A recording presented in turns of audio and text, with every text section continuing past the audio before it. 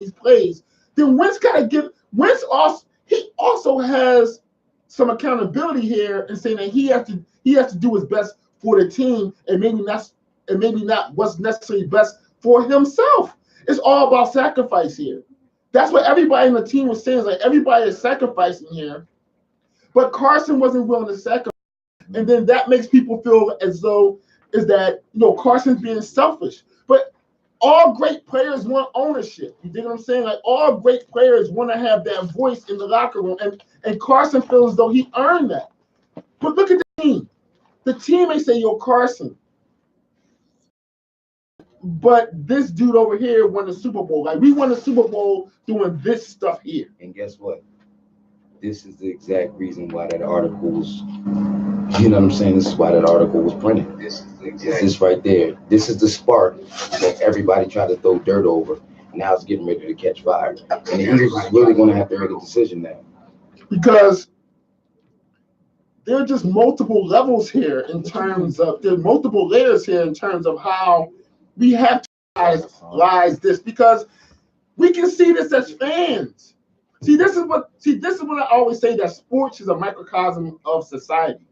Because even as fans, if fans can see the differences of the offenses when Foles is playing compared to Wentz, what do you think the players in the locker room are feeling? Exactly. I mean, they're human beings, and as much as they players, they're players. What the young boys like to say from the gun bus, they see what's going on.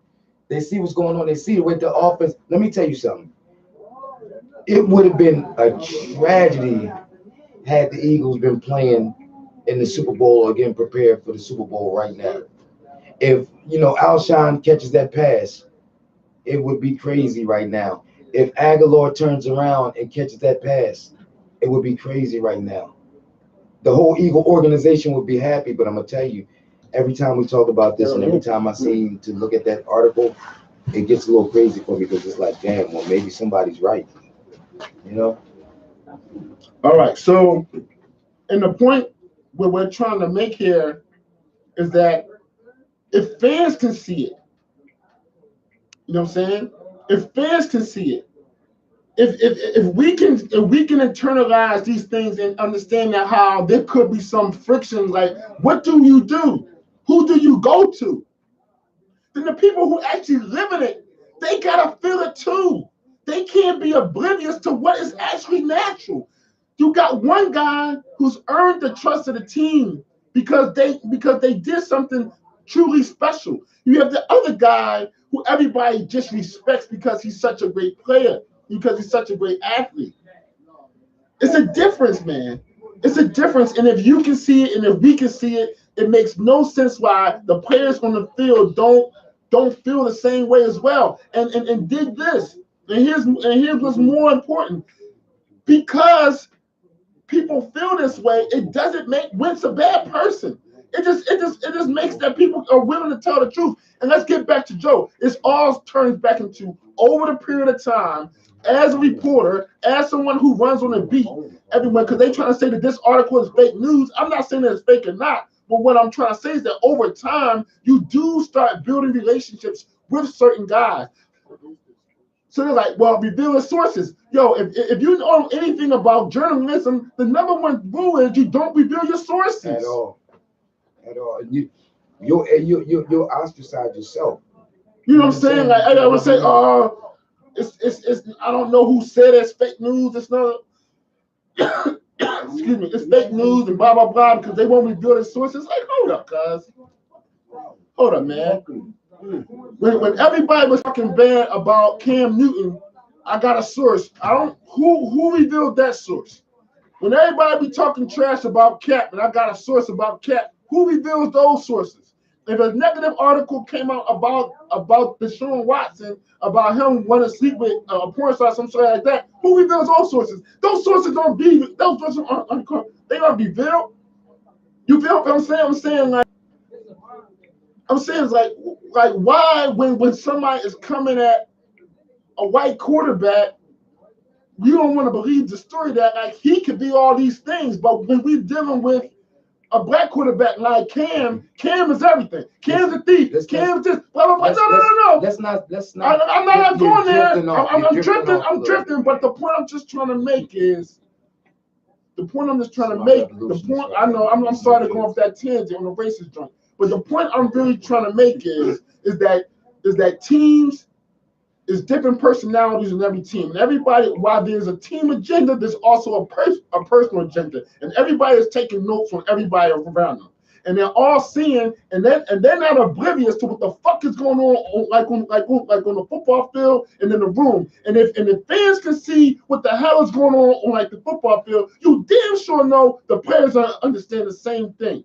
And what's my man's name that and there was a definite disconnect.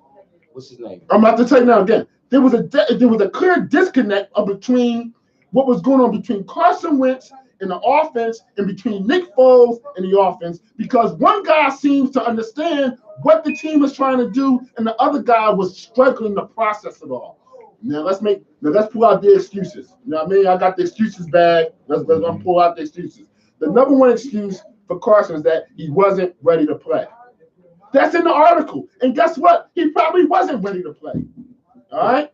The second excuse bag is that Al Groh was a new offensive coordinator. Again, more excuses because you know what? Foles has some semblance of success. So we're gonna start putting out all these excuses for Carson. But if you want to pull out excuses for Carson for why he didn't succeed, then you gotta give credit for Foles for why he did succeed.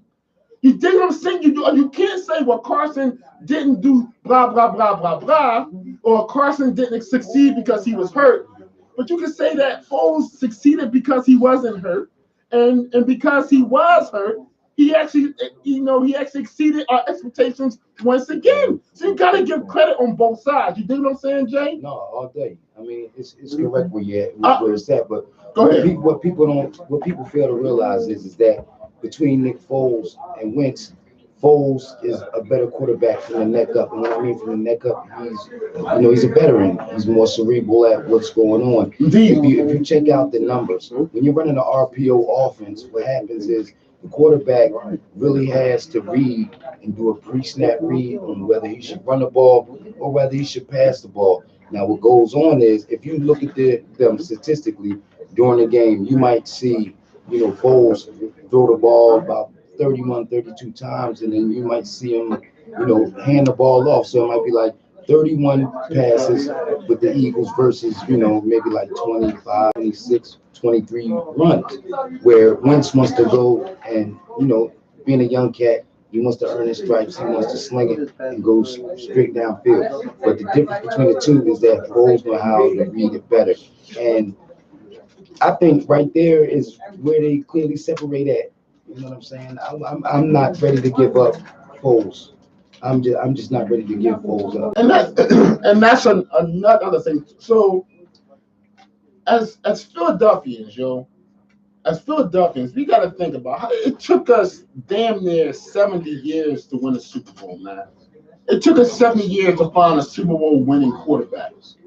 You know what I'm saying? So, and now that we actually found one, the prodigal son came back. You trying to run the man out of town. Like, are we so sure that Carson's the right guy?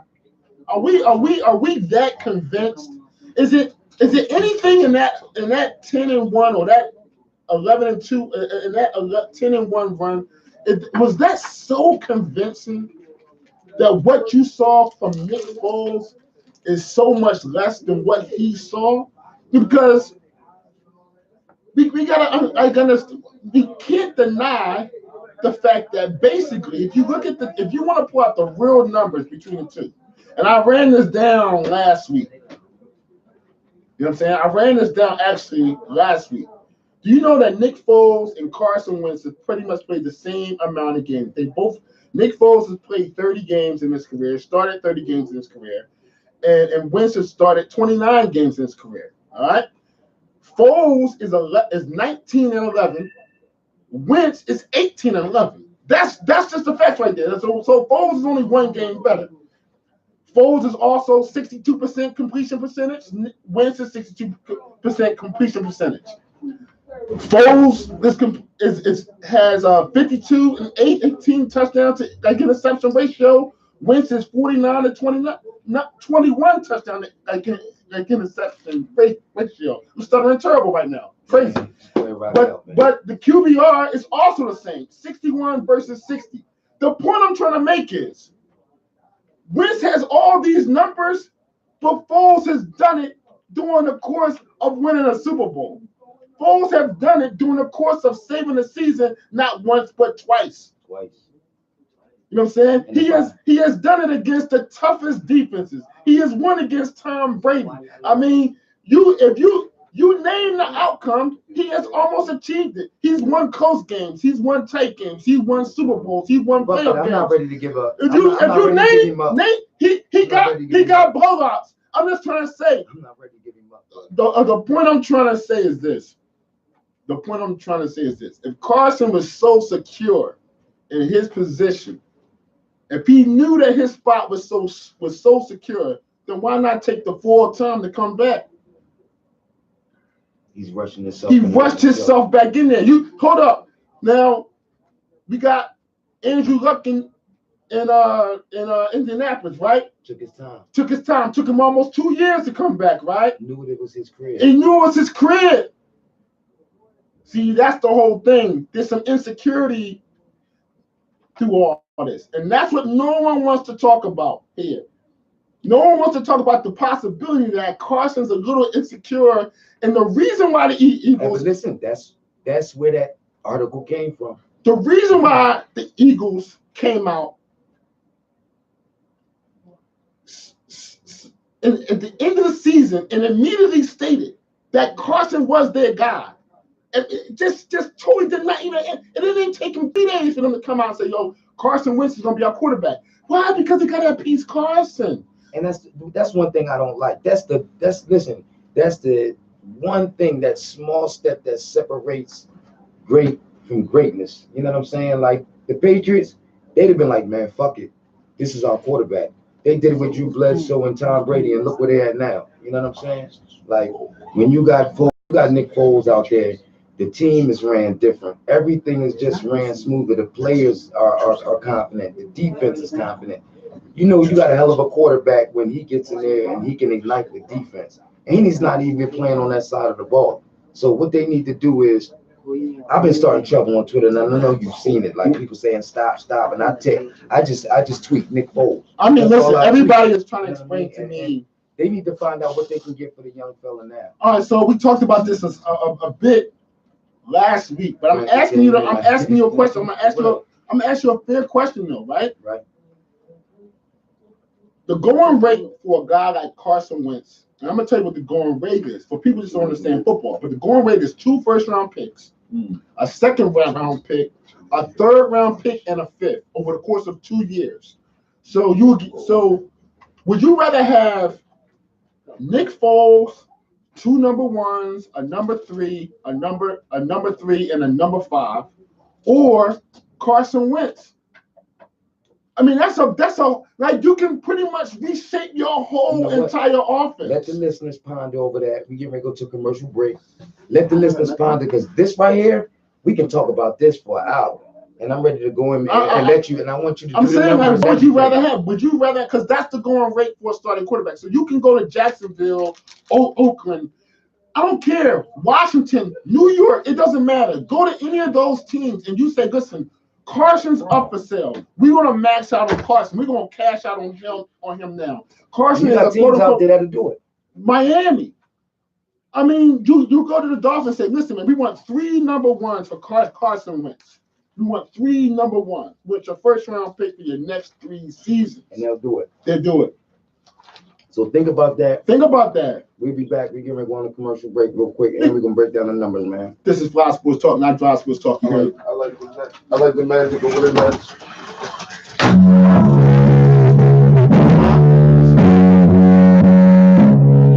Yeah, I'm just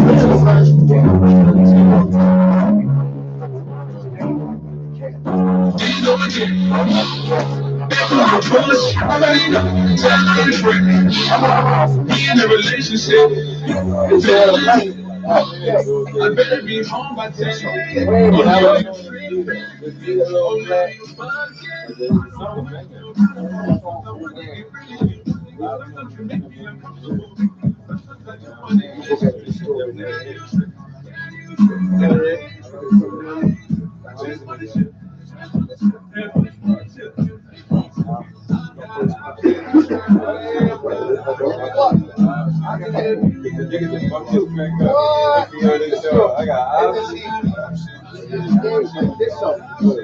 gonna be rapping. He gonna be like, they are not Brown with the gel.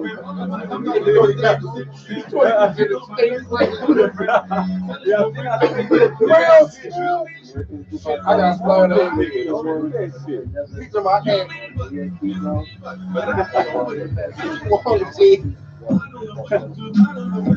he out there falling out. Like, I don't know what to do. He got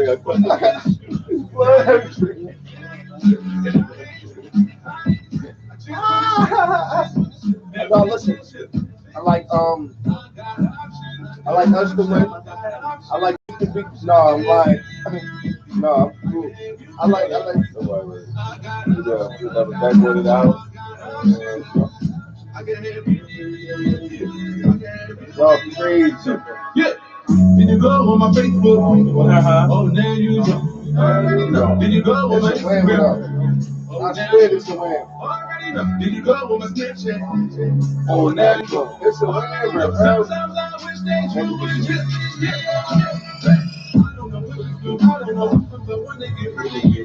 He gotta sell his record. The 2K like, yeah, I'm laying this in the motherfuckers.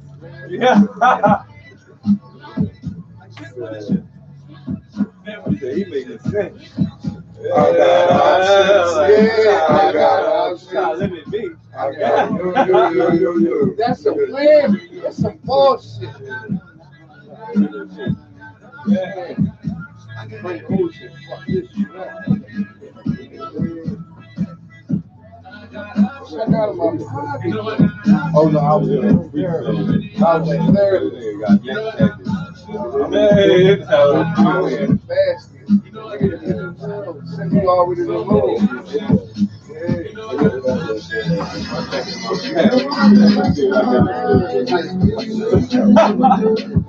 You want to get that?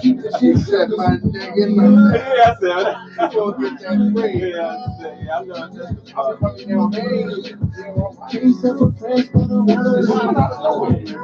That's all we go call everybody. I'm just taking today to try to get me out of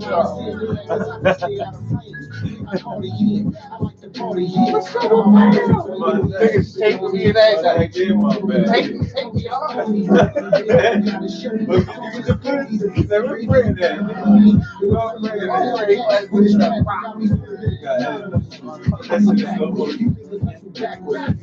Oh, like I was saying, Anna.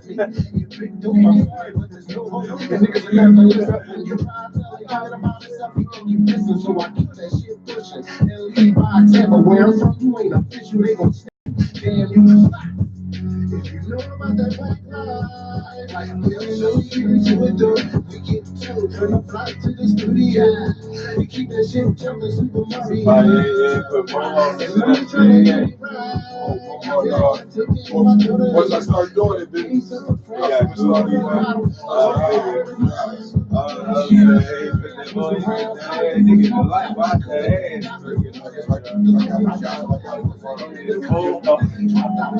we go to do something to watch.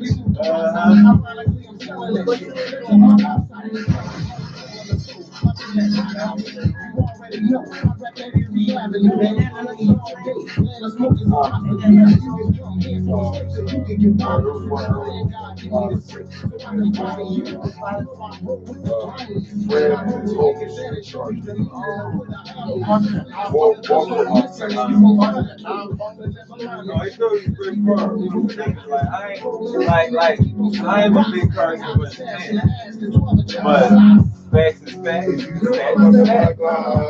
what I mean? Despite my personal feelings, it's about the betterment of the team. the proposition that was posed, but I'd rather see posed for the opportunity to build what's going on in college football right now. That's what it's about, right? I don't think that really. We can always find another car. I'm saying,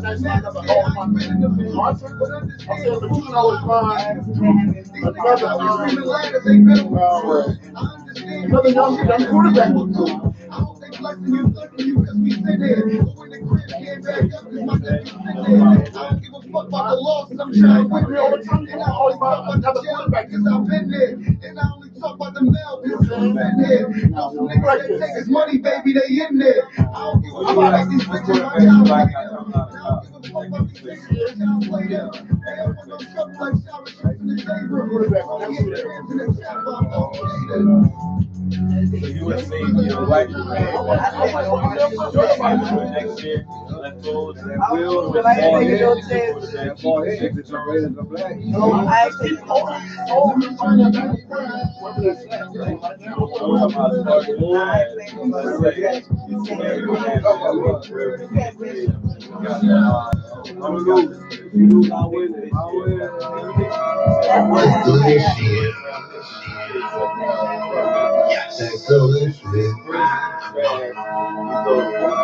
That good shit. That good shit. Y'all niggas want me to act up, back up. I don't play no games, nigga, if you act tough. I'll double deck your ass like a leather bus. Grand gang in this bitch, nigga, what's up? Get it down, break it down for the whole hood. Bring it back, blackjack, and it's all good. I smoke you out, y'all niggas is quiet. These niggas done fucked up a whoop the job.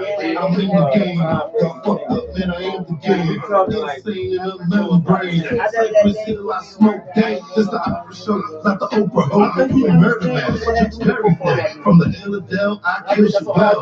Grand gang, my shit sell. I mean, like this, some other shit. Well, I be on the block, your shit sells.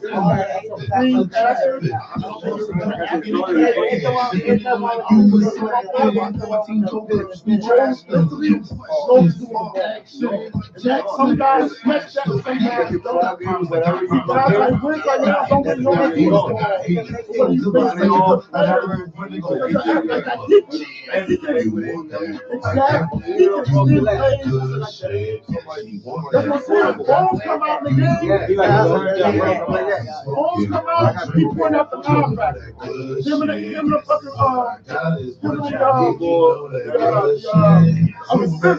they talking to each other. They out there with guys.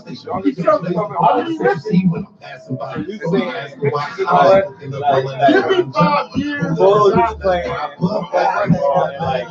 Like Carson Wentz out there playing. I'm not coming down for nothing unless we talk money. You know, like this over when's our checkers? Got my man from the bean who rep me. Two sheets. Plus he got that box on the hold up this way. On the pussy boy that where's our pussy see like what you want? You want the football player with a very slick quarterback. I'd rather get a better quarterback and surround them with great cheese is potent. Then have the veggie got me choking. And then don't pass that. I one rap, but I so I play speed. You don't like the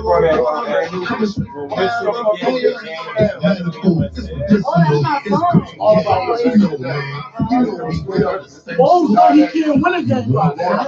So he gotta keep it on check. I gotta get skills. I gotta get the job. I can't win it.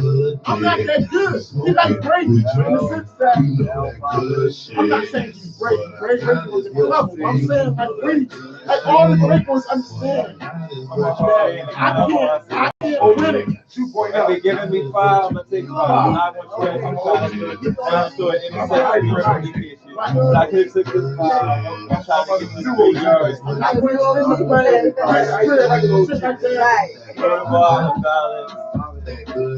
gonna take a sack. Intangible. Everybody can say what Mo's and Renegade is the same. I put you on. Yo, boy, you don't know about it. I tell niggas at the end of the game, I tell niggas at the end of the game, like, you know, I tell the white boy to die. At the end of the game, Miguel, 14-20, down by the touchdown. You gonna win, right?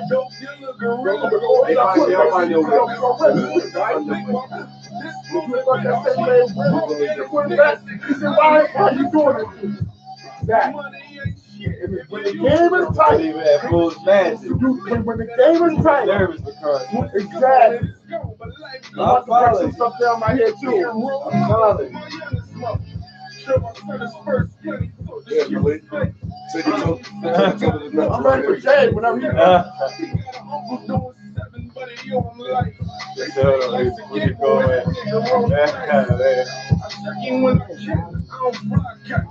It's the most of the phone calls to give us my life. I'm rated from the line. It's on the brand, my grand jury in the crowd. I'm a side. 27 murdered by 45. Sitting down and it's not the one that matters.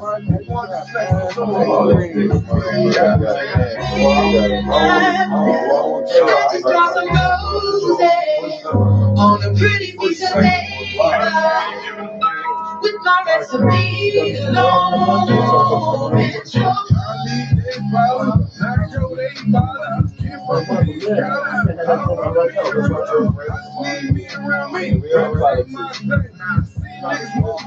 hope you do the right thing.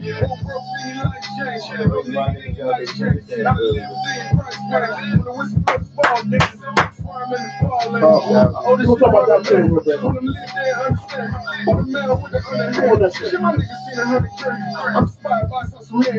the hell is this for? They going to Lucy and who is these boys right here? Okay. He fights the shit out of my man. I don't want no 50. I don't need no OJ. This is about to go off. I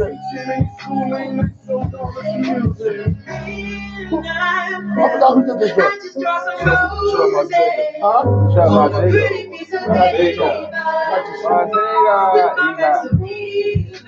You didn't know this on that CD you did this, right? I was in the studio with them a lot.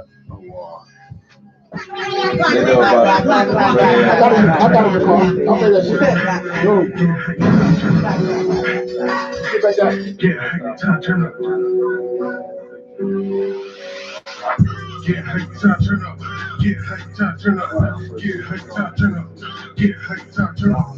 Get hyped, get hyped, get hyped, turn up.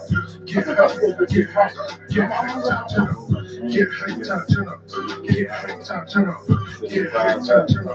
Get hyped, turn up. Get hyped, get hyped, turn up.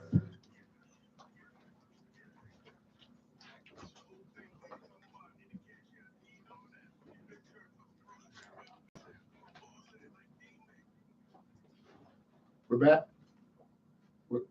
We're back. This is the BlitzMagPodcast, Black World Radio. We go way beyond whistles. My people stay in the building. Yo, Jay. So we're going to stay on this Eagles thing because we in Philly, man. I got to get this. There's so much to get off our chest. Because if I'm not forgetting, I did forget this, right? Didn't we lose a lot of close games this year? Only close game. Well, only game we got blown out was. No, I said no. We're not talking about blown out games, close games. Yeah, the only game that we got blown out was with the Saints. Okay. Everything else was close. Right. All right. So let's look at so who was the quarterback for all those close games? Wentz. Wow. You're playing close games. Now, when the other dude is playing close games, right? Victory.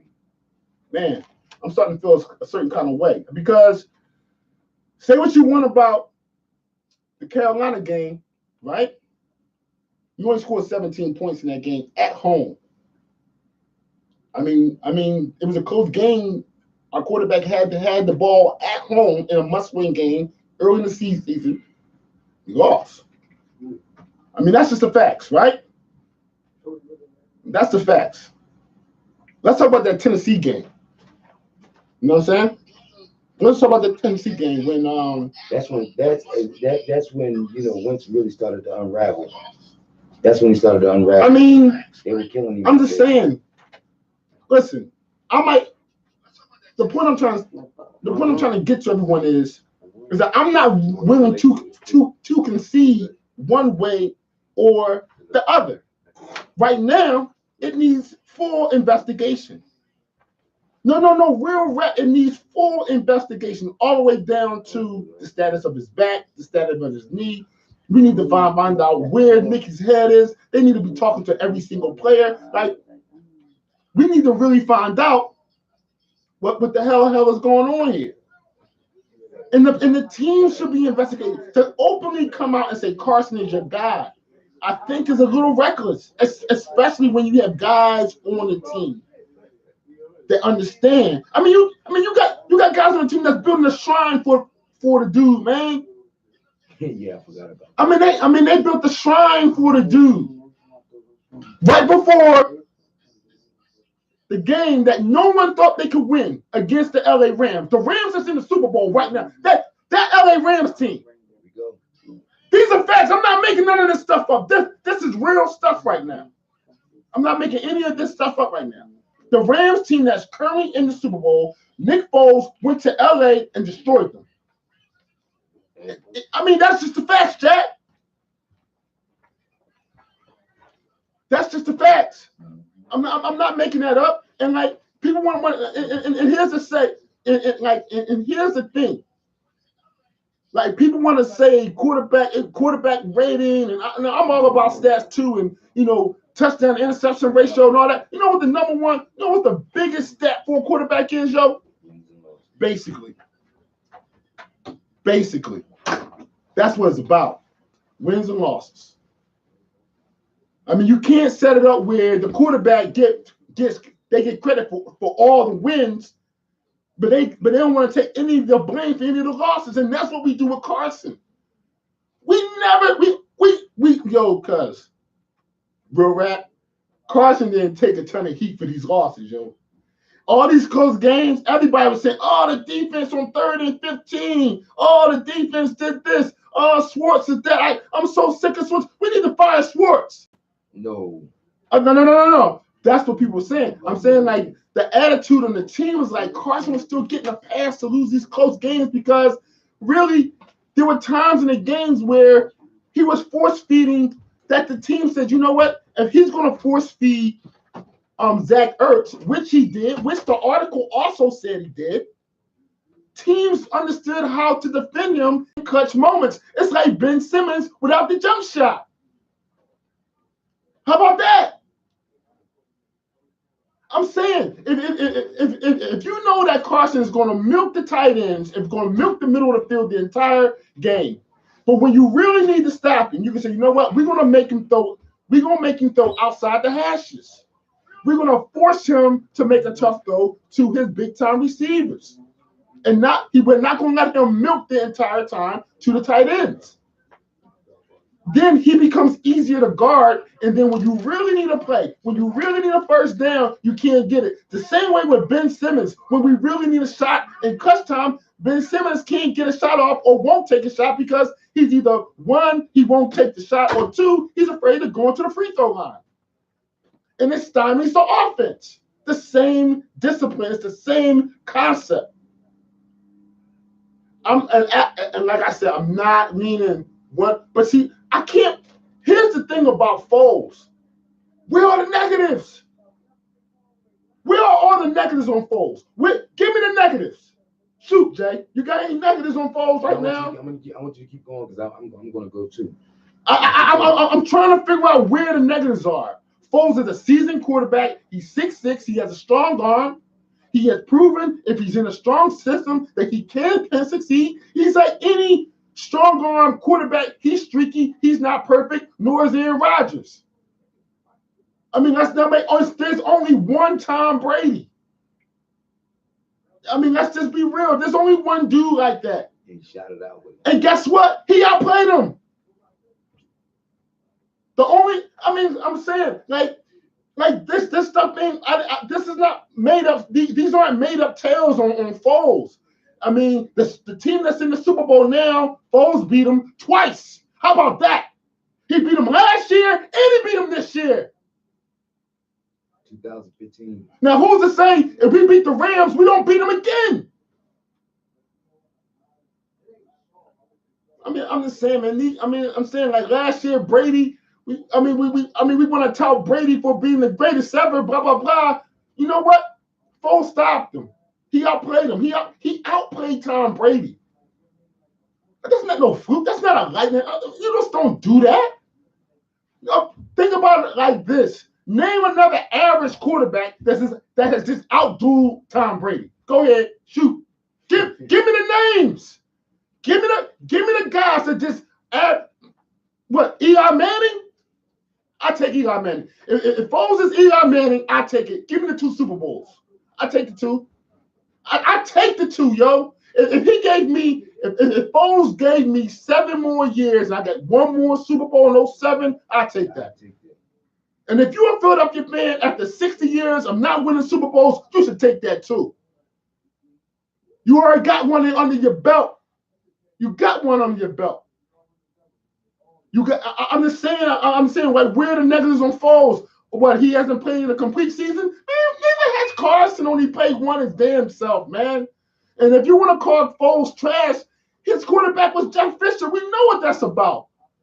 I mean, where are all the negatives on Foles? I just don't see where are the negatives. Where are the flat out negatives on Foles? What he can't be coached. He can't be coached up. I mean, listen, Carson came out this year. Carson had 9 fumbles this year. 9 fumbles. Listen, here's the deal. I just made this point to someone else. Foles is playing quarterback. Carson's playing football. Do you want your quarterback playing football, or do you want your quarterback playing quarterback? And I made this point a few weeks ago. Is that Foles right now is playing a better style of quarterback than Carson Wentz. And no one can deny that. Even if you think Carson is the better quarterback, you don't think Carson's a better quarterback. You think he's a better athlete. You think he's a better player. And you don't want to say that because he's not black. If Carson Wentz was black, everybody was saying Carson's just a better athlete. They would not be calling him the better quarterback. Let's be real with this here, fellas. Let's just be real with this. He got hurt. You got a scrambling quarterback that got hurt 2 out of his last 3 years. That's just a fact. And if he was a black quarterback, nobody would be saying anything. Everybody was saying, hold on. Yeah, man, the black guy's a better athlete, but I may want to have the better quarterback. I just want to see where the negatives come in with Foles, because I have a string of negatives with Wentz. That's not saying that Carson can't be good. Or Carson can't become better. Become a better quarterback. But will he ever become the best quarterback? Will he become a Super Bowl quarterback? I mean, you kind of know you got a guy. You got a guy right now. Think about this. You got a guy right now on your team as a quarterback that if you get in the playoffs, you are a threat. All you have to do is get in. You don't even have to have home field advantage throughout the whole playoffs. You just need to get in. He's that kind. That's the kind of confidence you have. It's like the league. It's like everybody are going to the entire league. Every year we say, you know what? We got to keep Foles out of the playoffs. Because everybody was scared once they made it. Oh, hell yes. See, and as a fan base, we never had that kind of certainty before. We never had that kind of feeling before as a fan base. Like that's how the Broncos they used to feel. It's like all we need is for Elway to get in the dance, and we got a chance. That's how Green Bay feels. Here's the difference. If Carson was that, if we were in the playoffs with Carson, do you honestly think we're going to win a Super Bowl? Like, I don't know. See, that's the thing with Carson. Like you have almost like the certainty with Foles. And when people say, "Oh, it's a lightning," nah, it's more certainty because he's done it 2 years in a row. Whereas you're just dealing with I'm stuck. You're dealing with potential, clearly with Wentz. I mean, that's just the truth. Versus a short shot. I mean, it's like, are you willing to gamble? Are you willing to go long when you gamble, or do you want to play your bets close, or do you want to go with do you want to go with that with that text stop, or are you just gonna say, you know what, I'm just gonna buy my Microsoft stock and ride out with those dudes because I know what Microsoft do. I know what Apple does. I don't know if this small tech company is going to. I don't know if the next Facebook or MySpace or some other tech company is going to blow up. I don't know if that's going to become the next Graham. And guess what? Even if it is the next Graham, is it bigger than Apple? You know what I'm saying? Even if he is the next, flash in the pan, is that going to make it better than the guy that you already have? I don't know, man. I just don't know. And all I'm saying is that it needs more investigation. I just don't think that the Eagles should have been so definitive coming out easily saying that Wentz is their guy, knowing that these internal things could be brewing, and knowing that they could be brewing internally within management. And because you felt the need to kind of like dead it immediately to give Carson a sense of security, I don't know, man. I just don't know. I think you should have kind of like weighed like what could you actually get for Carson. Now that's the part I wanted you to kind of break down because at the end of the day when we were on the show I said, and I predicted it, I said that Carson Wentz would be the best quarterback in Eagles history. You remember that? Yeah. You remember that? Yes. Well, at the end of the day when you look at the two. And I do believe you said something about, trades and everything with different teams. It's funny that we're talking about this now because, at the end of the day, I'm just not ready to give Foles up. I said, listen, Carson Wentz was going to be the best quarterback the Eagles ever had, but right now we have the best quarterback the Eagles ever had. Once you think about it, he is what he is. He stands up in tough times. He plays all 4 quarters of football. Nothing rattles him, nothing shakes him. He has a Super Bowl underneath his belt. Like, think about that for a second. You know what I'm saying? Would you be willing to give up a for sure shot and a chance? You say in the next 7 years, do you think that not Carson Wentz, but Nick Foles will have another shot to be in the Super Bowl? Yeah, he will. Yes. He's just good. Yes. He might not have been good with the Rams. He might not have been good with the Chiefs. But with the Eagles, he's a gamer. He's 2 for 2 here. He's 2 for 2. So what can you do? I mean, the best thing they need to do is to see if they can find, and get as much as for Carson Wentz as they can because I trust Doug Peterson, when it comes down to it to re-up and get another quarterback. But right now, Nick Foles is the man. Period. Listen, I'm not willing to go all the way there with Foles. I'm just saying it should be investigated in terms of what you can get for Carson and how much do you truly believe in Foles and how much does the team believe in the guy. And no one wants to say anything bad about Carson. Everybody's saying everybody wants Carson to do well. But Carson has to also be a little bit, he also may have to sacrifice some of himself for the betterment of the team. And that's what makes a great football team. That's what everybody did on that team last year. It wasn't about no one. It was about the goal. So when you have, and I don't know if this part is true in the story, when you say, well, we're running Foles and stuff, like, yo, if that's the stuff that's working, bro, you got to know how to run that stuff too. You know what I'm saying? If that's the offense, that's the offense, man. We can't keep catering everything towards for one person. So this guy, because you want the game to be in your hands. And that's not the best way to play quarterback, ask Aaron Rodgers. I mean, Green Bay does that every single year. He put the ball in Aaron Rodgers' hand. He has 1 Super Bowl to show for it. 1. He's been to 2, right? Yeah. That's 2, and he hasn't. He can barely get into the playoffs now. But he's only been to playoffs like once out of the last 3 years or something like that. something like that. I mean, like, he's not in this year. You couldn't see him this year. I'm just saying, it's like it's a reckless way of playing football as well. You know what I'm saying? It's also a reckless way of playing football. But we're saying Jay is more definitive in his thinking in terms of Carson. I mean, Nick is the guy. I'm saying that if you can trade Carson Wentz for a package, and I'm gonna throw this package out here one more time before we go to our next break. Think about the package.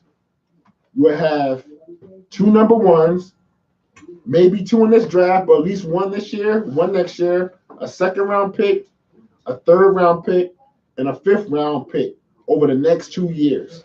You're talking close to 5 picks. 2 firsts, 1 second, 1 third, 1 fifth. You can build a nice solid foundation around Nick Foles with all that talent. That's also with your own picks. You can pretty much own the draft with all those picks. So you can trade up and down. If you see a stud running, if you see a Barkley, if you see a stud receiver, if you see that great defensive end, if you want to make you can own the draft. Or if you see if you see Tua in the draft, right? So let's say, for example, you give a Foles a 4-year deal, almost guaranteed bread. And then in the 2020 draft, you got 2 first-round picks, and you go all the way up to draft Tua. And you groom Tua to be your next. I mean, are you mad at that part? Are you mad at that? I'm just saying is that it's more flexibility. There's so much flexibility in keeping Foles.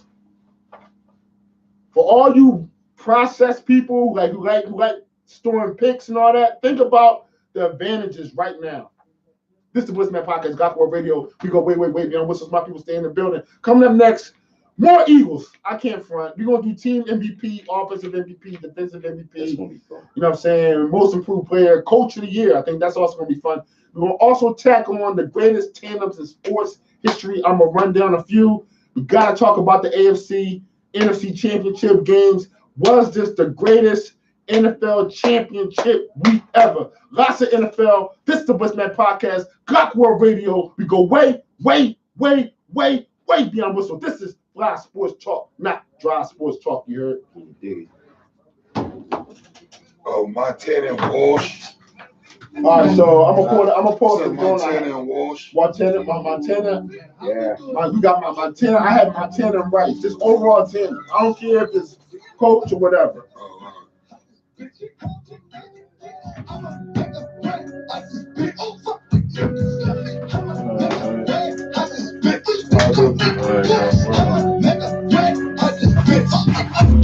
All right, man, boy, we good.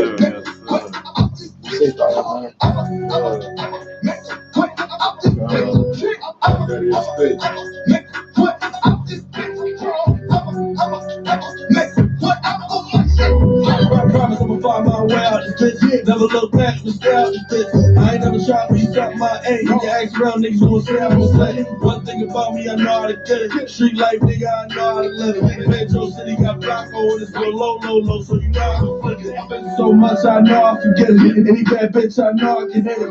First sex, I know how to spit it. Sitting in the meeting, all balls. I'm about to get calls. Who said I ain't false in a minute? Make way out this bitch in a minute. I ain't gotta say I'm breaking and get it. Rock for running with the linen. Yeah, fill it down with the pigeons. Just a young nigga living. We living. Charlie Sheen with the women. Slave owner with the whip. Movie theater with the clip. I'm forever with the shit. Till I make it on this bitch. I'ma make a break out this bitch. How can I get I'ma make a break out this bitch. Oh, fuck like you can stop me. I'ma make a break out this bitch. We think I'm making cash. I'ma make a break out this bitch. I'ma make a break out this bitch. I'ma make out this bitch. I'ma make what out this bitch. I'ma make what out my shit. Bitch, I'ma do what I wanna do. I give a fuck who we run into. I give a fuck about the one and two. Show me the way and I'm running through. Like any pussies uncomfortable. I on the money move. I see that moving the money move. I need a tenor loop. Tell me the gun is you. Leave him a sunny room. Moving these keys so I see me wonderful. got that work on this film. Chop it up and I go and make smells. Just so the kids can live life. I will do life with the counts. Just so they can have a house. Bitches, we run when you live. Rocking out like I'm the pro. Look like a gun in my down with my sin. Fuck all this stress and I'm tracing my blessings. Just give me a second, cause I play the weapon. I'm carrying my weapon. We rockin' who flexing. Finding my way. Don't keep me hustling. That way. Chasing my money the fast way. No ifs, ands, and all of the balls in the ass. I'ma make a break out this bitch. I'ma make a break out this bitch. Oh, fuck the tickets. I'ma make a break out this bitch. I'ma make a break out this bitch. I'ma make a break out this bitch. I'ma make a break out this bitch. I'ma make a break out this bitch. I'ma make a break out of my shit.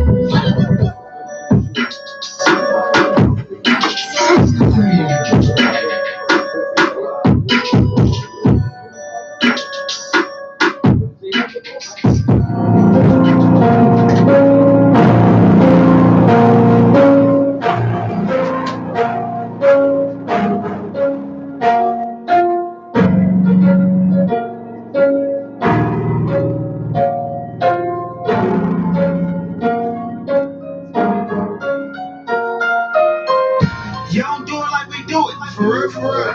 Get it booming, keep it true, nah, for real, for real. I'ma hold my dogs down, nah, for real, for real. Free Bugatti out that prison, nah, for real, for real.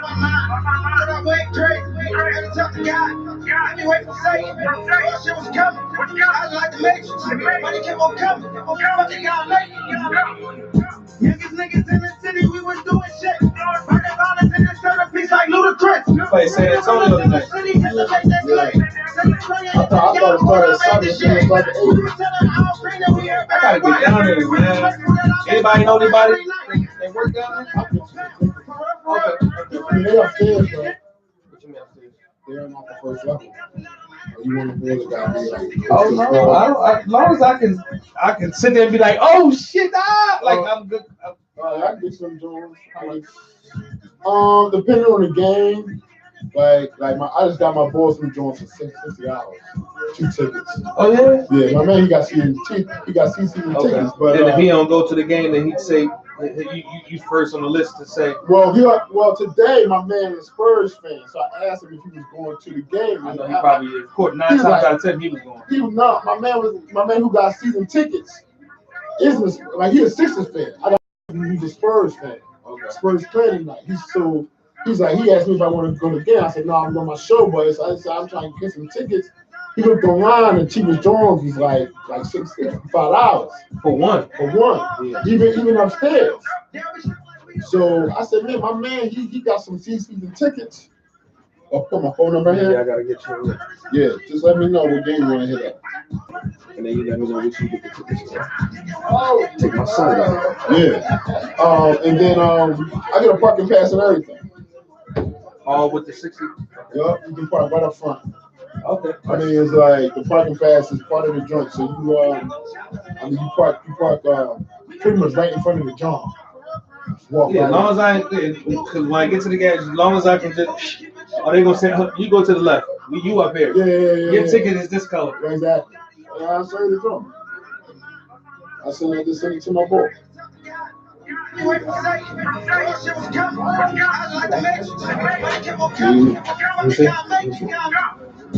What's the parking pass right there? Oh yeah. Oh my god. Oh yeah, you right up there. Yeah. And all you gotta do is show that and they scan it. And they scan on from your phone. Right from your phone. They scan that joint. Oh yeah, you said you over there. You park right there. That's like reserve parking. It's reserve parking. Yeah, exactly. He's a ticket holder joint. So like put it like this. Like he on like certain games. Certain games, he might charge a little bit more, like for if you want to see like the Lakers and shit like that. Of course, you want to see like Memphis or something. You want to take your son to see a game like Memphis or the Knicks or some shit like that. You know what I mean? Well, yeah, all right, excuse me, brother. Big boy, be good, man. Shoot, all day. I might take a young lady. Yeah, I think he took a girl tonight. I think he took his shorty tonight. Because he asked me if I want to go. He said, "You got your stuff to get too?" I was like, "Yeah." He said, "All right, cool. I'm gonna do it." So all you got, all you gotta do is open that joint to your tickets right here and you scan them joints. Oh yeah. If you want to go early, see, like, because he's a season ticket holder. All right, so my boy, he got me doing different You shit. can go there and maybe get a bite to eat or something before the game even starts. Exactly. That's what everybody. See, it ain't like the AI days back in the day, how it's fancy. They go there and eat, have Exactly. You go there and eat. And the food options there are pretty good, man. They got Lorenzo's down there. They got Chick-fil-A down there. They got real food options. You get that. You see the guys shoot around, warm up. Like, like that's how. I mean, it's cool. Hey, yo, Jay, you got to get back on this joint. I sent you a text message. I see. I got you. Yeah, definitely, man. I'm gonna look at the schedule and see what's going on, and yeah, definitely, man. Yeah, especially you say something in advance, like, hey, I told you the joints are upstairs. So like, because I know they got the floor, and then they got the ones right here behind the floor, like in the little section right there. So they got the ones right there where the boxes is at. Right, and then you right on the top of the boxes. So right on top of the box. Yeah, but I'm trying to tell you, listen, I'm trying to explain you, them games, every game is sold out. Every game is just about it's packed. So and then you can, like, from where you are, you can really see it too. Because some people, once you look, you like, well, you can see it. I mean, you up there. I mean, you're not like, put it like this. You like third row on the second level. okay. You know what I'm saying? So All 1, 2, 3, 4, like 5 rows up. All right, yeah. But it goes up to 28. So you ain't at the top of it. Yeah. You like first row on the second level. Like little bit, like right behind, like right off the side of the back. Oh yeah. So you can see. I mean, listen, we have fun. I go. I mean, and I get you. I can probably get you some tickets. Check it out. I mean, Definitely. I always have fun at the game. So I love it. I love going to the game. Are you ready?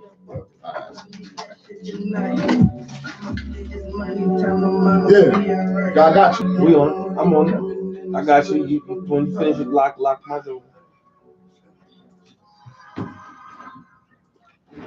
We're back. This is the BlitzMagPodcast, Blackboard Radio. We go way beyond what so smart people stay in the building. So let's stay with the Eagles flow. But it's been a while since you and I actually did a full show, just you and I. Shout out to everybody. It's nothing. You know what I'm saying? But it's been a while since we kind of like concentrated like almost like a 4 hour on like just on football. Like we've been touching a lot of important topics, but it's been a while since we did a whole joint on football. All right. So we're reviewing, it's kind of like our Eagles review this year for this show. And let's break down some awards. Okay, let's do that for a while. All right. So who was your offensive player of the year? You want some Nick Foles, without question. It's Foles, hands down. And you know what? I gotta go with that. I mean, there's no debate. I mean, he came in and saved the season. The team was 5-6. He went 4-1 during the season. He went 1-1, during the playoffs. And at no point in time during the playoff run, we felt we were going to lose. Like, even with that Bears game, we knew some kind of way we were going to win that game. So we all knew that he was going to miss the kick. You know what I'm saying? And if you listen to the podcast, I predicted the fact that either the Bears were going to lose by missing a kick, or we was going to win by making a kick. And my prediction became true. That's why you listen. All right. So, but offensive MVP, I mean, the offensive player of the year, without question, is Nick Foles. The fact that he saved the season back, and he went 4-1. He went 4-1 and 1-1 in the playoffs, and you just can't take away pretty much what he did under the circumstances, and pretty much back-to-back must-win weeks when no one gave us a chance to beat the Rams, nor the Texans, or the Bears. I mean, you had people saying the Bears were going to the Super Bowl. You know what I'm saying? You have people saying the Bears were going to the Super Bowl. We got them out early. So when you think about all that, you think about, and Foles was the head of that Voltron. So you got to give Nick Foles credit. So let's do it a little bit tougher. Right here. Defensive player of the year. Defensive player of the year. It would be easy to say, Fletcher Cox. That's the easy. But it's not Cox though. But it's not Cox. I'm not going with Cox. I'm actually going with Malcolm Jenkins. And this is why I'm going with Malcolm Jenkins. Okay, go ahead with Jenkins. Eagles have had almost 13 to 14 different defensive back sets. And I don't think people understand or know how hard that is to keep that unit together, make sure they're in their assignments. He basically calls all of the, deep play calls, and to keep that together throughout the year. He's never out of place. He might get to play with Kamara, where Kamara got over on him, but Malcolm Jenkins is never out of place. All right, so his play is just consistent. So let's break down some of the stats because it backs up a lot of what you're saying. He led the team in tackles with 97. He led the team in solo tackles with 79.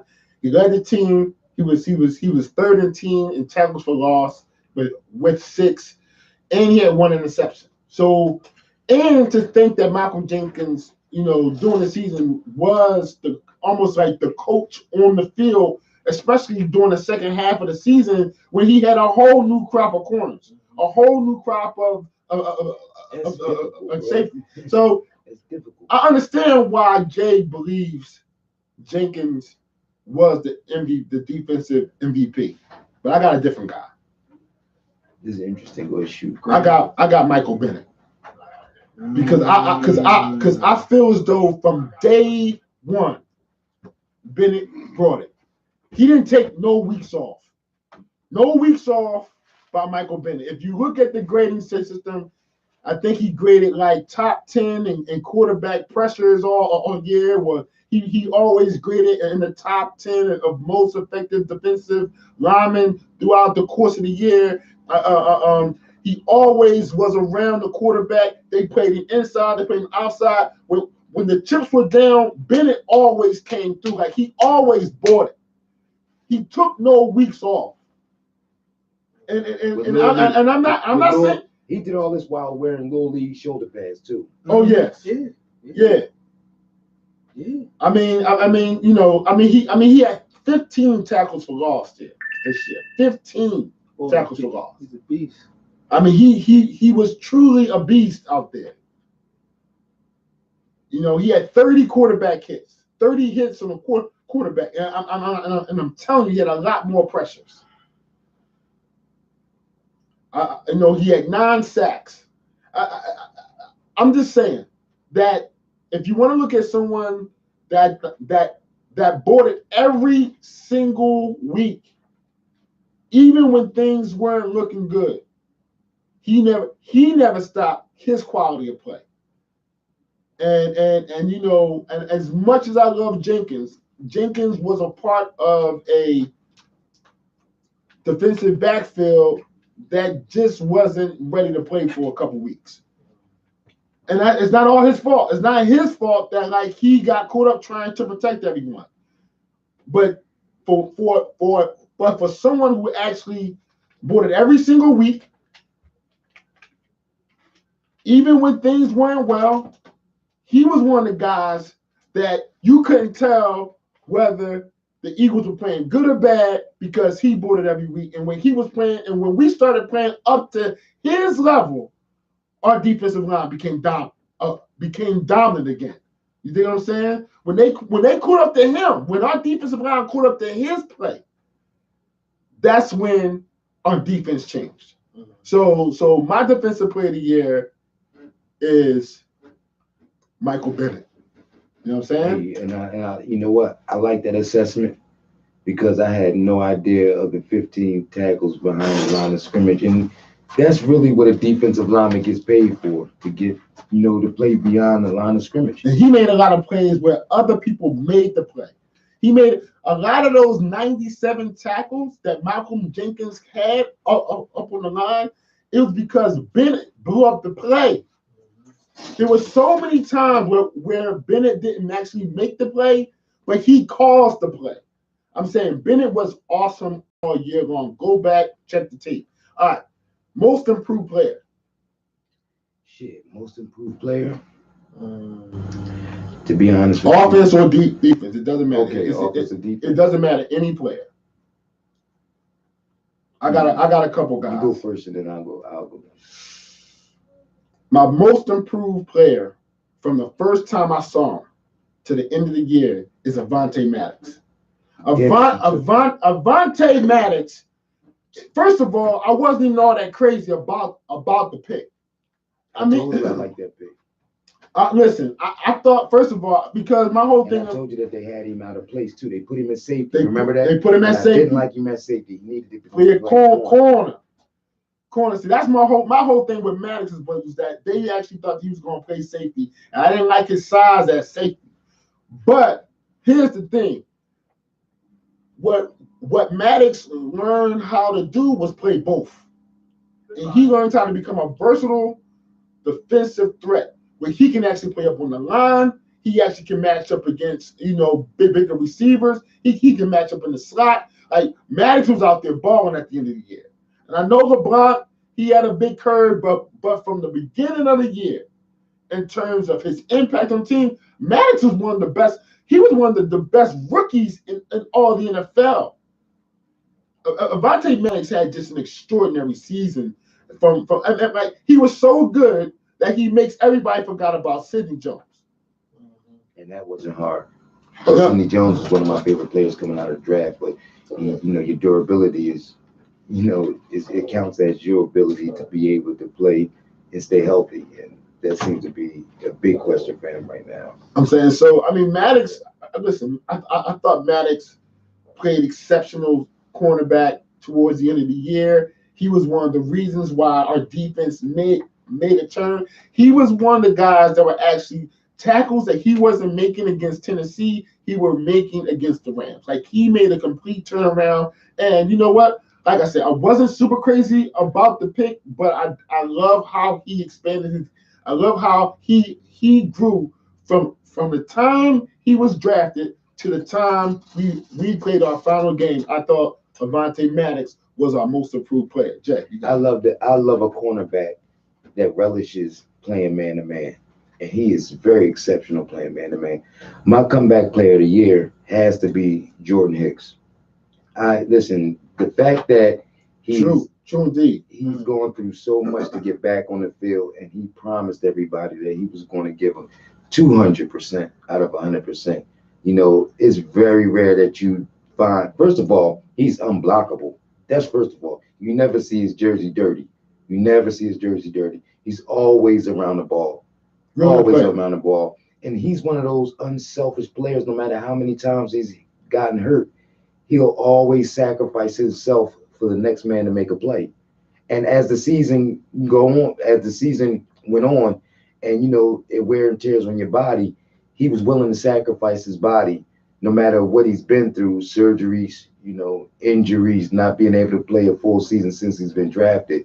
I think he was a big cog in making the Eagles defense and having that big run at the end of the year what they had. So mine is Jordan Hicks. Good call right there, because let's just drop some numbers on Hicks. He had 91 total tackles. He had 5 tackles for loss. He had 6 quarterback hits. He had 3 sacks. You know what I'm saying? He had 3 sacks, and he had 5 passes defended. And listen, Hicks only played 12 games. Those numbers came from just 12 games. The problem with Hicks, and I think he's definitely should be included in most improved, is that Hicks still has that little injury bug. But when he plays, he is definitely a force. He is definitely a force. All right. Who's your coach of the year on this team? It could be any coach. That's you know what? That is right there. I'm going to catch a lot of flack for this. Me and you argued last week about this. My coach, of the year, and I'm going before I say his name. I know what you're gonna say. Go ahead. He's gone through so much in the past 2 years. It's not easy replacing an injured player and then taking another player and rearranging it. You might have a player, say like Maddox, that has been playing safety because of my guy going down, Rodney going down, and he needed a quick fix. And then you had so many, D backs going down. You have to make adjustments, and he made some strong adjustments. The Eagles' offense, you can count on them being there. But at the end of the day, I don't know too many defenses, if none at all. The Eagles' defense was the only defense to hold the Saints to 10 points at a whole half, in a whole half. And I got to give it to Jim Schwartz. I got to give the coaching to Jim Schwartz, because when you miss a player, first of all, they were all young players. You know what I'm saying? Second of all, a lot of the plays that Malcolm Jenkins, had was because of Schwartz. Schwartz basically lived on the field through Malcolm, and he trusts Malcolm. And that's one thing that Jim Schwartz does. He trusts his players. Now, I would like to see the Eagles cornerbacks press up a little bit. But one thing that you get with a good coach, he'll say, listen, I'm not going to change the style, because that could hurt the team even more. It could hurt the team even more, saying we want them to press up a little bit more, and then they get burnt, because that's basically what happened in the Cowboys game. The only problem that I did have with him all year was him playing Sidney Jones while Sidney Jones was hurt. And, the Cowboys really exposed that matchup. But once he exposed that matchup, the type of, coach Jim Schwartz is, it pissed him off. That ass whooping, once Jim Schwartz gets his ass whooped, you can best believe he's going to be on his A game after that. It's not too many. And that's for him not to blitz and to only send 4 down linemen. He played a 6. Jim Schwartz played a 6 across. I'm not sure if you know what a 6 across is, but how often is that played in football? Besides, normally when you see a 6 across, you see it at 10 yards back. This motherfucker plays 6 across on the 50, on the opposing 50, and they still made the play. And I wish I had some game tape here, but when he played the 6 across, take your eyes off the defensive back and look at the activity that's going on between the linebackers and the defensive line. The defensive line, the defense end used to must rush. They used to have the interior of the line do a stunt just to confuse things a little bit. And guess what? When you bring up the stats with that, it's not too many times where that 6 across got burnt in the middle of the field. So I got to give it to Schwartz just to make adjustments on the fly, just to, patch up the mishaps and everything that were going on. So I give it to Schwartz. All right, so my coach of the year is a little awkward. I'm going with Deuce Staley. And the only reason why I'm going with Deuce is because, one, Deuce got dealt a bad hand, man. They didn't re-sign Blount. They got Aj. Aj got broken up within a few weeks. So then he had to make he had to make he had to turn 15 cents into $1. Like he had to turn Josh Adams into a player. Like he had to get Smallwood back up to speed. You know what I'm saying? Like he had to find creative ways to get, this Eagles offensive to at least have some semblance of a running game. He had to get Corey Komet. Like Komet was only iffy all year. Like he couldn't even give us a game here, a game there. But then when Sproles came back, he actually found ways to make Sproles effective. I'm just saying, and the one consistent thing within the Eagles offense, not so much their running game, but like Deuce being the assistant head coach of the team. And like we can't, why are we going to give other guys credit for these things and not give Deuce credit? He is the assistant head coach. Excuse me. He is the assistant head coach, and trust me, the guys in that locker room, they all respect Deuce. Because Deuce is probably one of the realest dudes on the team and going to tell guys straight up what they need to hear. That includes Doug, that includes Carson, that includes Grow. Whether they do what they're supposed to do or not, or take his recommendations, trust me, Deuce is probably telling cats, run the ball. We need to run the ball, coach. All right, Deuce. You know what? You know what Doug was saying at the end of the day? Yeah, we should listen to Deuce was telling me we should have ran the ball. Yes, man. Same things that me and Jay say. Yeah, because I was so pissed off that Adams didn't play. You know how pissed I know. And you know, and when you think about it a bit, you should think about like Adams should have played some in certain situations, at least on third and short. He should have got some opportunities on third and short. He's just too big and too strong. Yeah, and that's hard. And you have offensive balance. So my guy is Staley because I think out of all the coaches on the team, again, I think Deuce was dealt a tough hand, and he was the most consistent of the bunch. You know what I'm saying? So I'm gonna go with Staley. All right, That's a decent pick. My last pick, the last one, team MVP. Team MVP. You know what I'm going with. You got to go with Nicky, right? Got to. You got to go with Nick Six, man. Got to. You got to go with Nick Six. I mean, it's just real simple right here, right now. I mean, because what we're doing is trying to deceive you and act like the obvious isn't real, and it's right in front of our faces. So let's just say what it is, and it's Nick Foles, man. Tight end. Oh, Tight end. How can we not give Zach Ertz any love? Really? Okay. Hold up. I still got to stay Nick. Whoa. Zach Ertz might be the team MVP. He broke an NFL record this year. 116 catches for a tight end. And you know what? That's fair. That is fair. And but at the same time, some of them games that we could have won, we were passing to him a little bit too damn much. Let's be fair. Wait a minute. I saw a post that Brian Baldinger threw up where they was talking about the numbers up for you. The numbers are cool. Listen, I don't have an argument with him being the MVP. I don't. My thing is, he got so many passes, but at the same time, when you have Alshon Jeffrey streaking down the field with his hand open and he got it 5 yards on the D-back, when you got, Golden Tate on a flare route and he's calling for the ball, but you're so focused on having, Ertz eat at crucial times. I mean, think he about was there, this. but we left. Just put it like this: we left touchdowns and big plays on the field going to Ertz for 14 yards. Think about this. That's my whole thing. Think about this. I don't disagree with y'all. No. I'm throwing some numbers out there. Ertz had 58 more targets than Alshon Jeffrey. 58 more targets than him. 58 more receiver. Who's the playmaker? 58 more targets. Who's the playmaker? Jeffrey. Jeffrey has to listen. Ertz had. Think about this for a second. This is remarkable.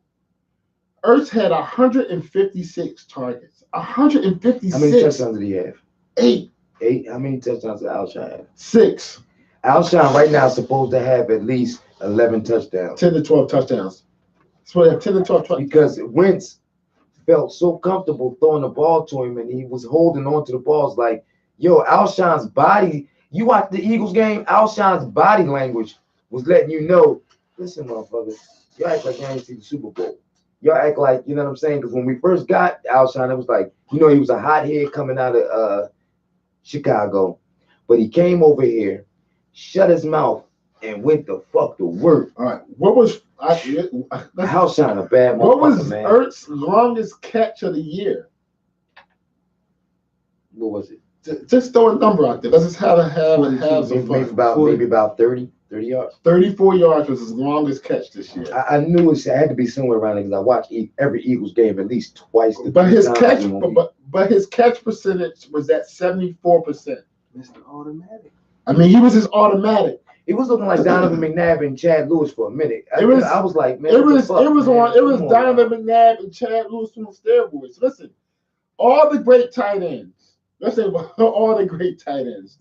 He broke the record. He broke the record. Like I said, he broke the record. With him being MVP. Hold on. I as a former football player and hopefully future coach, I hate leaving plays on the fucking field. Mm-hmm. That irritates. That bothers me. It bothers me. Yeah. I mean, it's crazy. Like Tony Gonzalez, Shannon Sharp. You know what I'm saying? Like Antonio Gates. Like these guys. Like he broke. Ertz has the record over all those dudes, man. Hall of Famer? Oh no, he's not a Hall of Famer. I mean, he had a Hall of Fame year, but he's not a Hall of Fame player. I mean, as years go on, I think he'll get in there. Who? Zach Ertz? If they keep Wentz, he will, because Wentz just gonna throw him the ball. You know what I'm saying? He'll go in. Ozzie Newsome, who was a great player. I mean, this is great. I mean, Gronk. Like even Gronk has never had a catch. He's never caught 116 passes. He's being talked about being one of the best tight ends ever. Who? Gronk? Mm-hmm. I think he is. I think Gronk is the greatest tight end of all time. No, I don't put him over Tony Gonzalez because Tony Gonzalez had nobody. No quarterback. Gronk is such a matchup. He was just such a mismatch. He does it all. But Gronk does it all too. Yeah, that's what I'm saying. Gronk does it all. He blocks. Him over Keith Jackson. But the thing is, Keith Jackson was. That's some Philly shit right here. About 17 years. And we've never seen anything like it out of him. And we've been watching some football for. Actually, Brady had 2 years when he didn't play in those years, right? Then he had 2 years when he was hurt. He had the Garoppolo year. Garoppolo and Castle. And he had the Castle year, or like the Hoyer year. Yep. So he had 2 of those years when he was hurt. So you take 16 years, he's going to 9 Super. I mean, come on now. I mean, that's super GOAT right there. Yeah, and it's crazy. Yo, I love Joe Montana, that's super, but it's nothing like Tom Brady. It's nothing like Tom Brady. And I seen Montana. I seen all of Joe Montana's career. From college. Yeah, from college. I watched Joe Montana in college. Damn, I'm fucking old. Yeah, we old. Shit. We old. Really? We old. Dog, I watched him play for Notre Dame. Dang. I'll be 45 in 2 months. All right.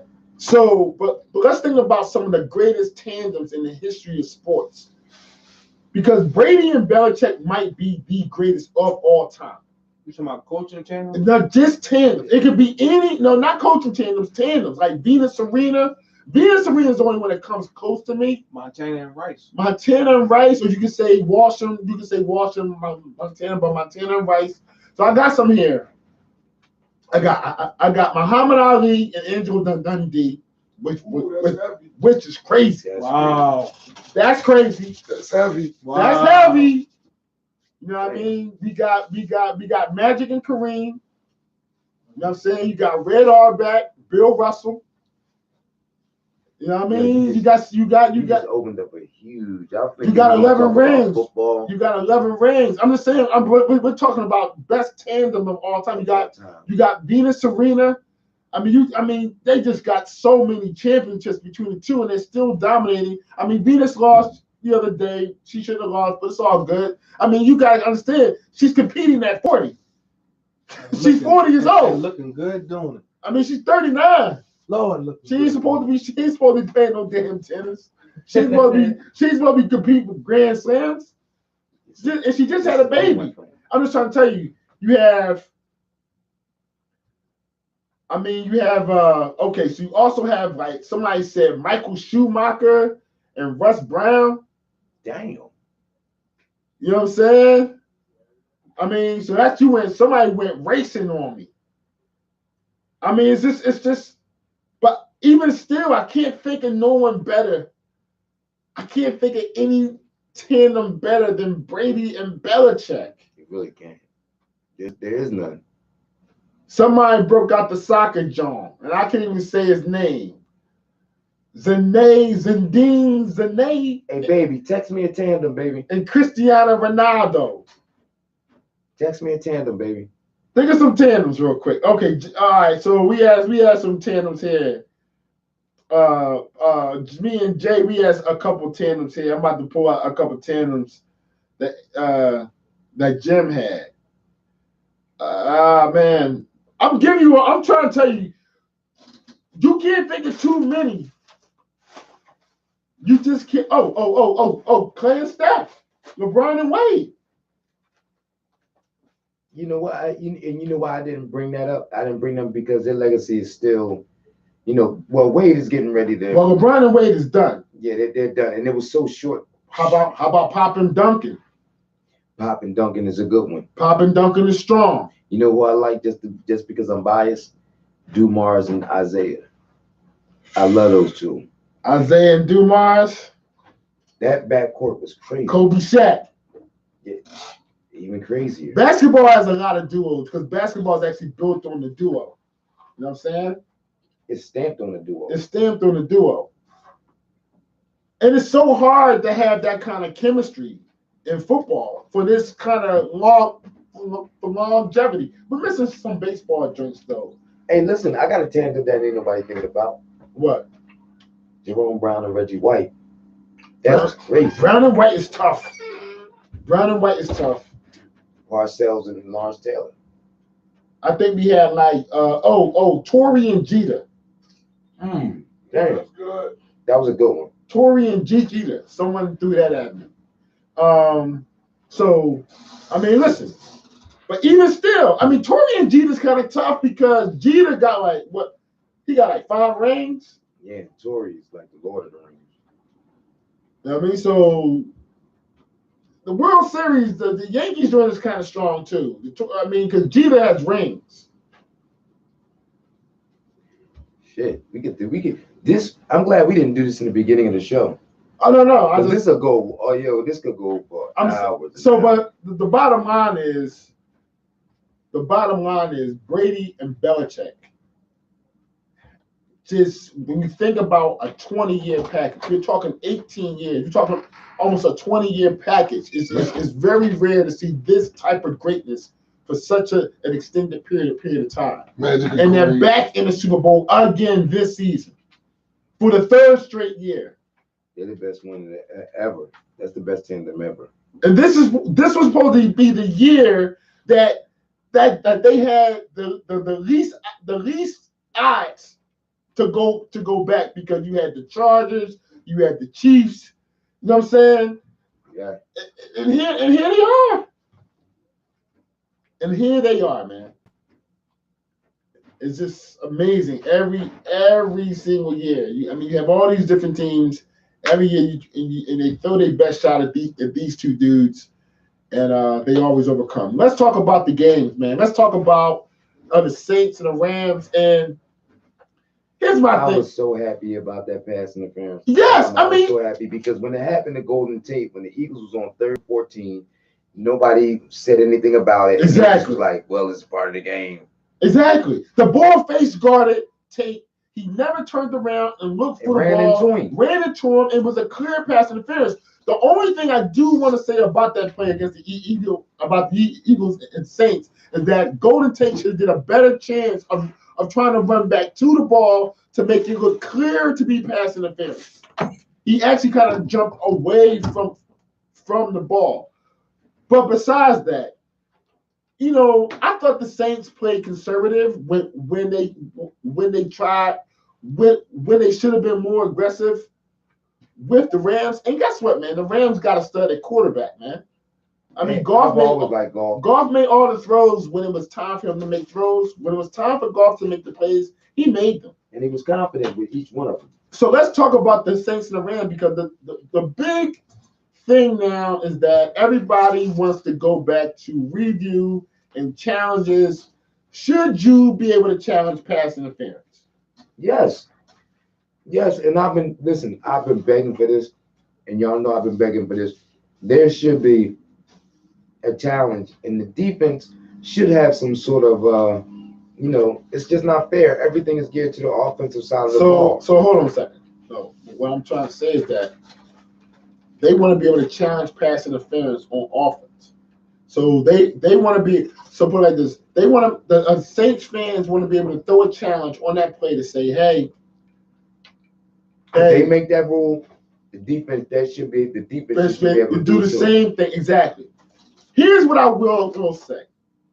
I don't want to change the replaying system. I don't want to change anything. I don't want you to throw a flag on pass interference. That should not happen. But what I do want to say happen is that every game is televised by a central location at the NFL where they monitor every single game and they see everything. Now, for certain plays that are clearly egregious, they should get a call from the league officiating at that point. So I say, hey, get it out to the line judge or the umpire and say, hey, you guys missed one, blah, blah, blah, and call the flag. The eye in the sky, he caught you. Now, I'm not saying this should be done for every holding call, but I'm saying for certain plays like the Nick Foles play against the Rams where he got dragged by a face mask. If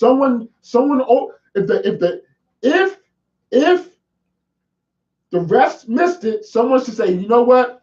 We got a penalty here, an egregious joint. I'm saying that these shall only be the ones that are just blatantly obvious. I mean, blatantly obvious. Like that play. I'm trying to say, like these crews, the officiating in the NFL is so bad and so inconsistent now. I don't understand how these guys, and these are supposed to be the best officials. Like these guys are the playoff officials. These are the NFC championship officials. These are supposed to be the best of the best. Not necessarily the case here. No way that you can miss that bad pass interference. There's no way you can miss that play. And they did. But I do not think that you should change replay under zero circumstances. And the Saints, I'm not saying that play didn't cost them the game because it did. What I'm saying is that goes around comes around. Fuck them. Exactly. Basically. And you play conservative, and you played a conservative game when you should have been aggressive, and the Rams bit y'all when it counted, and Goff came through in the clutch. That's a fact, and those are the facts. So let's break down the Chiefs and the Pats, because just when you think Tom Brady's not going to do it, he does it. And, Pat Mahomes, for all his greatness, the thing in this game is the game goes into overtime and the Patriots win the coin flip. Brady takes his team to win the game on a game-winning drive. And guess what? Tough cookies, man. That's when the ball bounces. Basically, you got to stop them. The Chiefs have to find a way to stop the Patriots. And the Patriots were running the ball down the Chiefs' throat in the overtime. It wasn't just all time Brady throwing the ball. Yes, he completed, I think he went, 3 for 3 or 4 for 4 in that last drive. But the Patriots got a lot of yards running the football in that drive as well. Chiefs got to stop them. And if they would have held the Pats to a field goal, the Chiefs would have got a chance to win the game. Like how many more chances can you give the defense?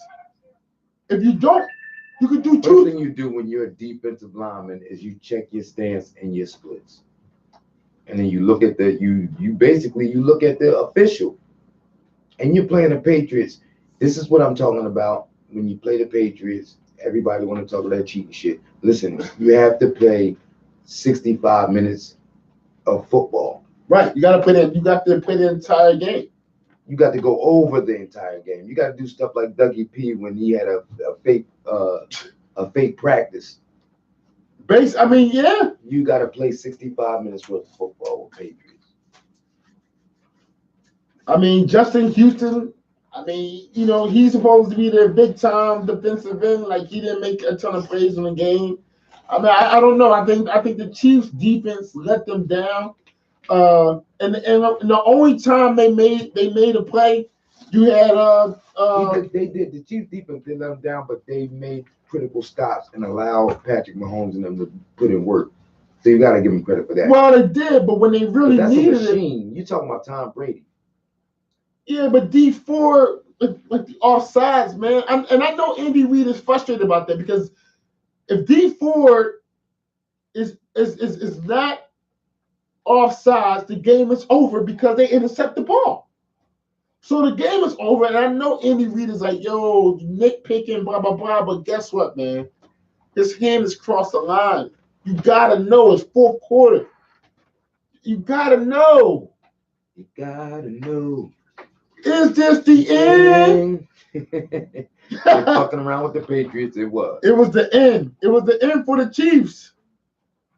And like, you know, Andy Reid is, listen, you just, I want the Chiefs, people to understand that the Chiefs, you actually think the Chiefs have been to a Super Bowl. Let me break the news to you. They haven't. They haven't been to a Super Bowl since Super Bowl 2. And then Dawson. 2 was the quarterback. 2, number 2.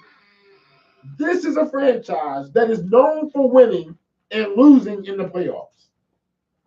Marty Schottenheimer is just like Andy Reid. He couldn't get over the hump. I just can't imagine being that fan base knowing that they can't get over the hump. The Chiefs have been a pretty good team. They're never really all that. They're never that bad. They're always 1 or 2 players, 1 or 2 plays, 1 or 2 snaps. They always 1 or 2 of something. Yo, this year they had a quarterback that threw for 500 yards and 50 touchdowns, and 55,000 yards and 50 touchdowns. He's going to be the one He played an incredible game in the playoffs. Just not right now. I mean, everything Andy Reid could have ever wanted happened. He didn't throw any interceptions. He had a quarterback rating of 117 in Patrick Mahomes. He threw for 295 yards. All that. He scored 24 points in the fourth quarter. All that. Alone. And still. He's the next one. Couldn't beat the GOAT. He's the next one. He might be the one that catch the GOAT, but not right now. Andy Reid still couldn't beat Belichick.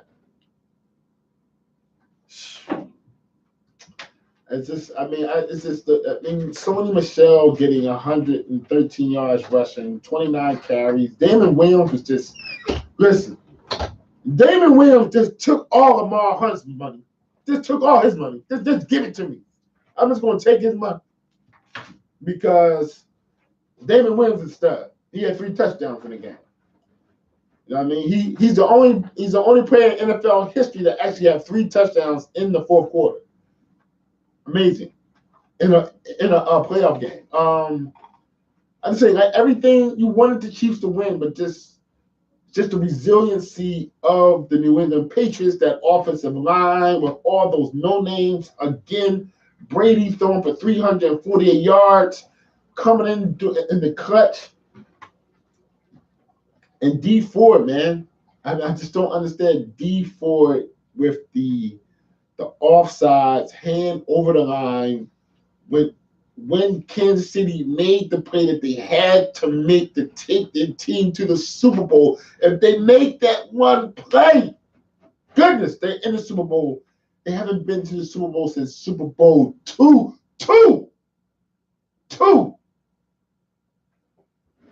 We talk boxing.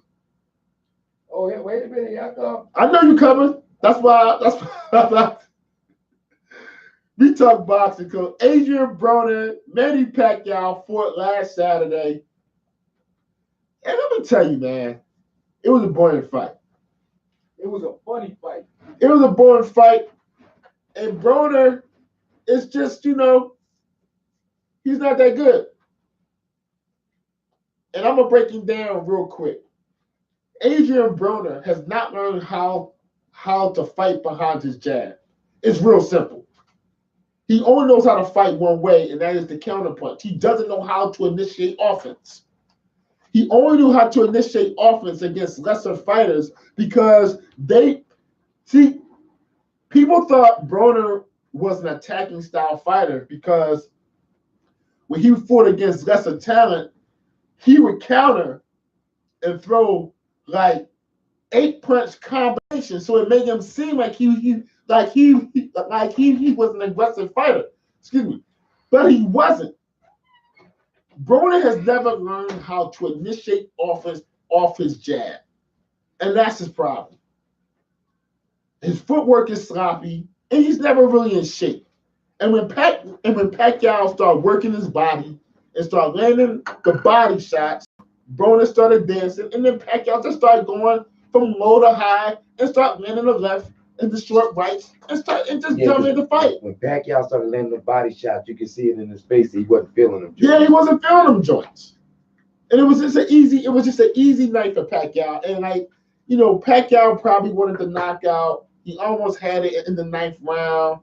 I mean, but he said, there's no reason to take any risk because Broner can crack a bit. And if Broner would have caught him with a crazy shot, he might have laid Pacquiao out. And Pac-Man was like, there's no reason to take a risk against a guy that I'm beating so easily like this. That's probably one of the smartest fights I've ever seen Pacquiao fight. Really?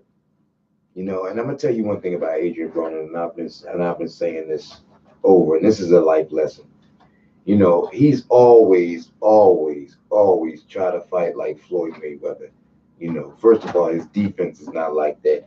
He's not swift on his toes. When you're doing a shoulder roll or a shell, your feet have to be constantly planted, and he just doesn't have it.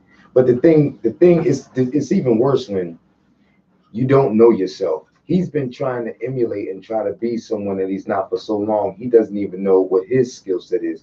And you said it so perfectly when I was in the bathroom. He doesn't, with somebody of his talent, he doesn't know how to initiate offense. And that's just crazy to me. He should be beating ass. Like, there's no way that he should be counter punching. He should be going in there. First of all, listen, Broner got a beard. He got a chin. He got a chin. Exactly. Broner has a chin. So Broner should be able to fear, like, he can go in, take a shot to get his shots off, if anything.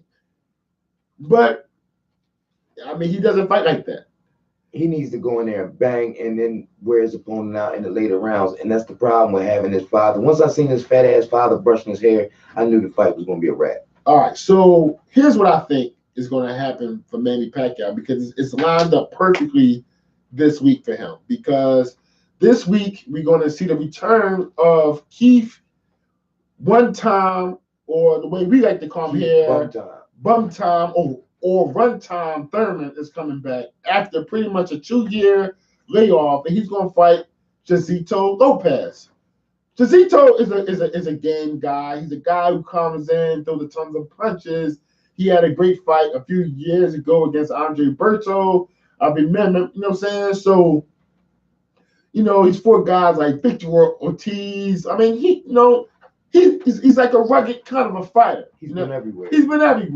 He won some, he lost some. So he's a gatekeeper. But one thing he's going to do today, this weekend, is he's going to test Thurman. Thurman should be able to pass the Lopez test, which pairs up perfectly for a Pacquiao-Thurman fight in the summer. This is the perfect fight for Thurman because Pacquiao is not a guy that he really thinks is going to knock him out. It's a safe fight for him, and it's a big money fight. He's not fighting the tough guys like Spence. He's not fighting a tough guy like Crawford. You know what I'm saying? He don't have to go to war again with a guy like Porter. He get a chance to get some of the Pacquiao bread. The only thing is, some guys in that stable going to be a little bit salty, namely Earl Spence. Like, damn, you get that Pacquiao? Man, you coming back and get one fight and get that Pacquiao bread? And Earl Spence is going to antagonize him. Did you see what Earl Spence said to him when they all had the PBC? He was like, yeah, well, I'll give you a shot. He's like, man, next time I'm ready to fight you, you're going to say you injured again. And then flagged him and walked off. I loved it. Because he was so quick to call, our guy a cherry picker. He just totally disrespected my man. Who? Garcia. You mean Danny? Danny. He disrespected Danny, calling him a cherry picker. But you're not picking cherries. You planting the whole cherry tree. I mean, basically, man, they have to beg you to come back to the ring. So let's see if Thurman fights. But I'm thinking that the PBC, Pacquiao's a PBC guy. Thurman's a PBC guy. They're putting Thurman on FS1 on Fox Sports. Pacquiao, he just fought against Broner and pay-per-view. It lines up perfectly. So when Thurman he got his warm-up fight, and now he's going fighting for a title again. I think it makes sense. So if you ask me, Pacquiao Thurman June is going down. Can I just say one quick thing? Go ahead, dog. All right. So unless you live under a rock, you know that the government is currently being shut down. So you might ask yourself, how does this affect sports? Well, a couple of ways, but most importantly, the Super Bowl is coming up within about 10 days.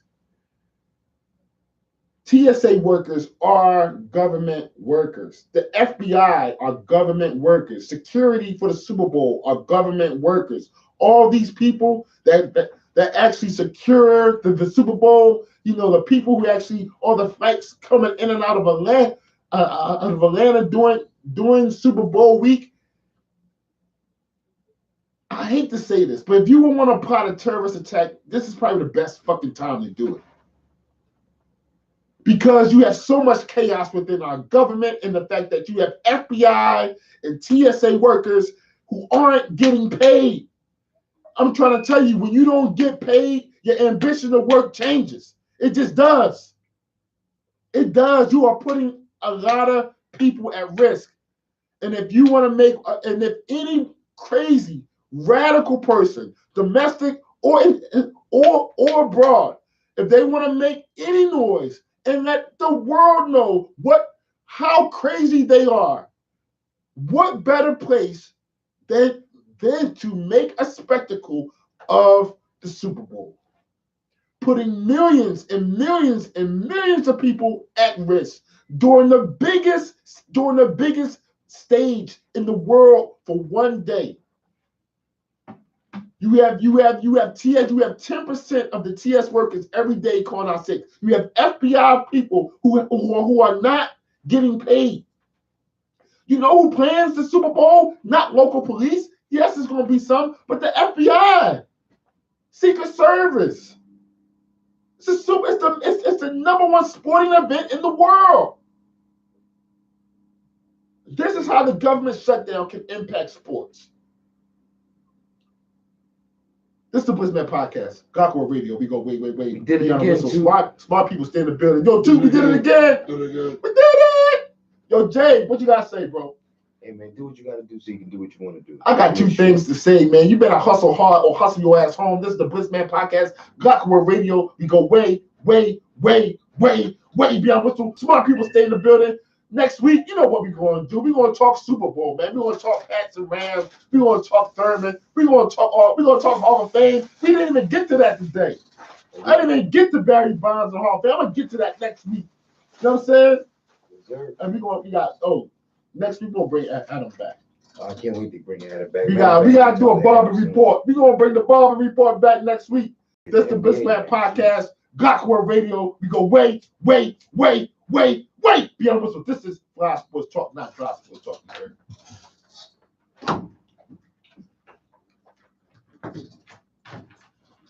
Yo, so that was pretty good tonight, though. Yeah, I enjoyed it. We got a lot of topics. We got a lot of stuff done.